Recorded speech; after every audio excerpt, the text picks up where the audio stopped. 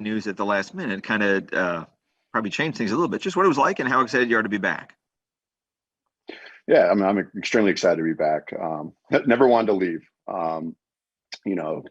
When Tampa signed me in 2018, it's that made a dream come true, and I wanted to stay here, and I wanted to end my career here. So being able to sign a contract that could potentially make me retire as a Buccaneer is what I've been looking for.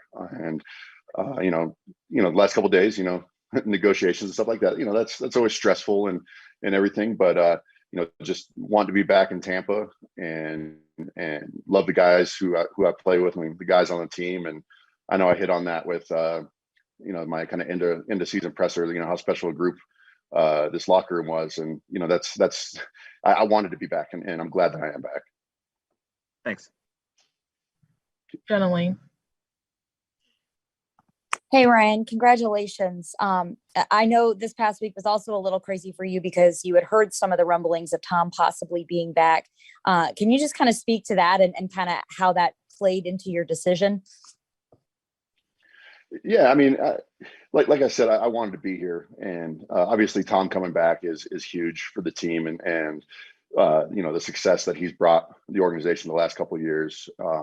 So yeah, I mean, he called me on Sunday, pretty much right before he had announced and said, "Hey, let's run it back," and I'm coming back. So at that point I was pretty much already committed to coming back to Tampa, and obviously that's just the sugar on top. So it was a crazy day when I was having a birthday party for my daughter, and dealing with trying to negotiate, and then all of a sudden Tom calls me. So it was a crazy day, but again, happy to be back, and happy to be with an organization that has appreciated me for the last 4 years, and hopefully the next 3. So again, just excited and happy to be home. Celebrating a birthday and your new contract, that had to be pretty special together. Yeah, it was a little stressful, but yeah, it was exciting. And when we came to terms and everything like that, it was just the icing on the cake at the end of a great day. So again, just glad and excited to be back. Thank you. Joey Knight. Ryan, can you hear me okay? Yeah, I gotcha. To get a little lighthearted for just a moment, how much baby powder do you use during the course of a game? Not as much as you would think. I'm kind of an anomaly a little bit. I actually don't really sweat that much. I don't know if that's healthy or not, but for me, like during the game, I'm not a big sweater. But yeah, definitely be pre-game, putting a lot down there. And obviously, you're back. Tom is back. Ali Marpet better than any of us. Do you think he stays unretired, or do you think he could be swayed to come back? Yeah, I think talking with Ali, he's excited to take the next step in his life. Life after football, and obviously if he wants to come back, that's his decision, and we'd open have him back with open arms and stuff like that. But for now, he's retired and enjoying his post football life. So that'd be completely his decision. Thanks, Ryan. Yep. Scott Reynolds. Hey, congrats on that deal, Ryan. You really kind of bonded with Jason Light right from the get-go when he made you the highest paid center in the league. Can you just kind of talk about the relationship you've had with him? And you've got a couple holes now at guard. Maybe Stinney's one of those guys that fills one of those spots. But can you speak to Jason Light's ability to build an offensive line, which you were a part of in 2018 and also now, and the level of confidence you have in him, keeping this line as good as it can be? Yeah, Jason, in my opinion, is one of the best GMs in the league, and just what he's done over the last couple of years. Him and Greeny, working the numbers, and that I have, zero doubt that we're not going to have another top 5, top tier offensive line this coming year. Stinney, obviously in the Super Bowl run, he stepped in, and there was little to no drop off when he stepped in when Alex got hurt. And obviously losing Kappa too. He's a great young football player who's just getting better year in and year out. But I'm happy for him first and foremost.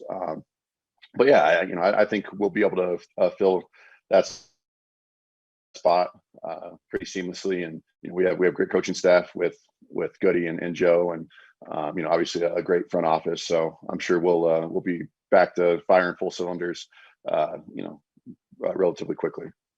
And then also you made your first Pro Bowl. Congrats on that. And what was that experience like for you? And that's got to be a feather in your cap, nice on the resume, and obviously something you want to attain and maintain at your level as a Pro Bowl player. Yeah, it was really cool. It's a great honor. Obviously, it's tough to make a Pro Bowl. So that's always one of those goals. You come in as a young guy, make a Pro Bowl, second contract, win a championship. So, going to the Pro Bowl, obviously would rather been somewhere else that next weekend. But it was an awesome experience being able to go and be with the top guys in the league, and enjoy a week in Vegas, and playing in the game was a dream come true. Thanks, Ryan. Kevin Lewis. Ryan, if somebody told you maybe after your last game, CSU Pueblo, or you get taken in the 6th round, you say, hey, 10, 12 years from now, you would be a Pro Bowler, be playing with Tom Brady, winning a Super Bowl, what would you have said to them? It was just kind of crazy to think, my path in my career, being a 6th round pick and coming out of Pueblo, and then, not starting until my 5th year in the league. And, now here we are going into my 10th year, with the championship, playing with Tom. I wouldn't have believed it. Heck, 3 years ago when I signed with Tampa, or 4 years ago when I signed with Tampa, if I, you would have told me I would have been playing with Tom Brady 2 years later, I probably would have laughed in your face. But no, it's just crazy. It's an amazing story. It's, people are always like, oh, your story's so good. I'm like, is it really? But, it's just amazing. What hard work and determination can bring to somebody. So, that's what my career's been, is just trying to prove everybody wrong, and trying to be the best football player that I can be. Tom Krasnicki. Ryan, congratulations on your contract. My question to you is, after you got off the phone with Brady, are you and Brady trying to help recruit some other guys and trying to bring them back, guys like Leonard Fournette? I mean, again, we'll take anybody we can get back, obviously. And talking with Tom, it was just like, hey, let's try to get the band back together and go out and try to win football games and play football the right way. So, I mean, obviously, Tom coming back, that could sway some decisions of some guys, that are in free agency or looking to, sign back. So, Tom is probably the greatest recruiter of all time. So, we'll see what happens. Well, on that subject, were you surprised that Tom came back? I know he called you on Sunday, but in the days leading up to Sunday, were you thinking, okay, we're going to get another quarterback in here, it's not going to be Tom? Yeah, to say I was surprised that Tom was coming back, I honestly don't think I was that surprised. I think by the way, everything transpired last year, the way the season ended. I mean, I just feel like a player like Tom, obviously, the greatest to ever do it, he can't go out like that. So when he retired, I kind of thought that to myself, like, I don't know, I think he's going to be back. But obviously when he called me on Sunday and confirmed it was like, okay, that's kind of what I thought. He can't go out that way. Thanks, appreciate it. Yep. Evan Winter. Hey, Ryan, congrats, man. Obviously, you've been a focal point of the offensive line, and you still have 2 bookend tackles in Donovan Smith and Tristan Wirfs. But how much are you looking forward to being the guy on the interior offensive line and helping bring up and raise the play of whoever the Bucs do fill in at guard next to you? Yeah, I feel like Stenny is he came in the Super Bowl run and played lights out. So there's obviously no doubt that Stenny can play football. Obviously we have a couple of young guys on the interior who can play, who could have a chance to step up and potentially start. Nick Leverett. There's a couple guys that are on the roster right now that could step up and potentially take that spot over. And I'm excited to see who wins that job, and excited to get to work with him. We have time for a few more. Next, we'll go to Luke Easterling. Hey, Ryan, congrats on the new deal.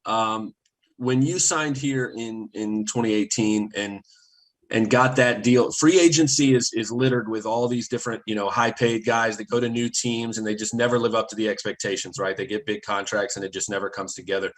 Now you're here, you're staying in Tampa Bay on another big contract. What do you think was the biggest reason you were able to find that success when a lot of guys don't? And I guess, what would be your advice to a lot of the guys who are signing those new big deals with new teams this week? I'll use my own experience for kind of a story. After I signed that contract, in 18 to come here, and that first season, I definitely didn't play up to expectations. I didn't play up to that contract, and it was kind of a reality check for me.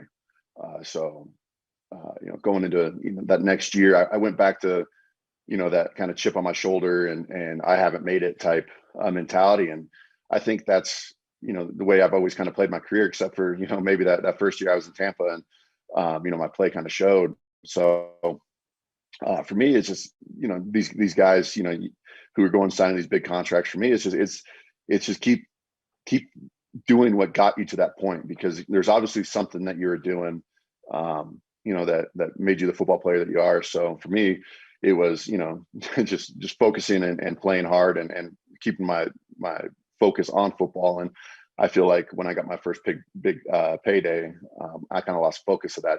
I kind of like, I made it, and my play fell off. So I think for me, it's just keeping that chip on my shoulder, and the guys that are going and getting their big deals and seeing a ungodly amount of money for the first time, just keep that chip on your shoulder and keep doing what got you there.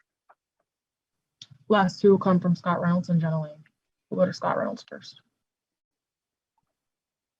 Ryan, just wanted to get your perspective on Robert Hainsey, his development behind the scenes. You're such an Iron Man there. He didn't get to play much as a rookie, but what did you see from Hainsey's development last year? Where does he need to improve? And do you think he might factor in at guard at one of these vacant spots next to you, because he's got some versatility?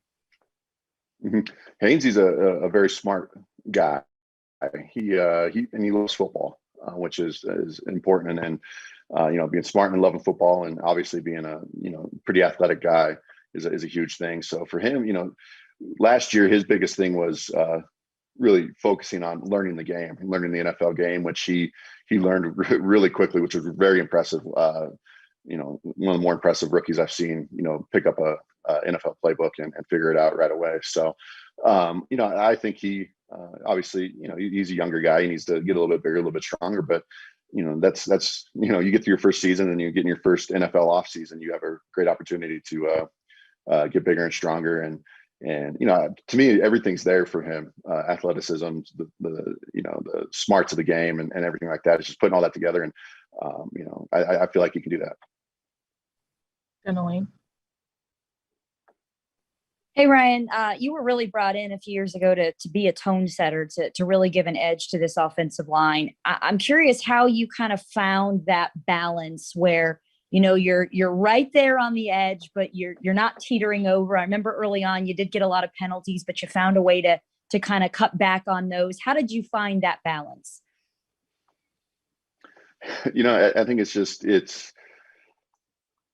that's tough. It's feeling out the game and figuring out that teeter point and, going right up to that point and playing physical and playing, through the whistle and finishing blocks and stuff like that. And, it's just all from experience and learning.